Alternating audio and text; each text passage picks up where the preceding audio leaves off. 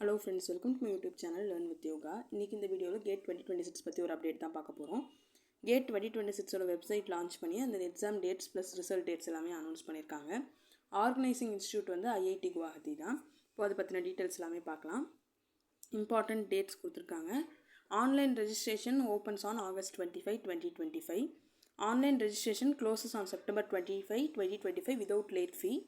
Online registration closes with late fee on October 6, 2025. Announcement of results வந்து March 19, 2026. இந்த dates எல்லாமே liable to change. Plus அது இல்லாமல்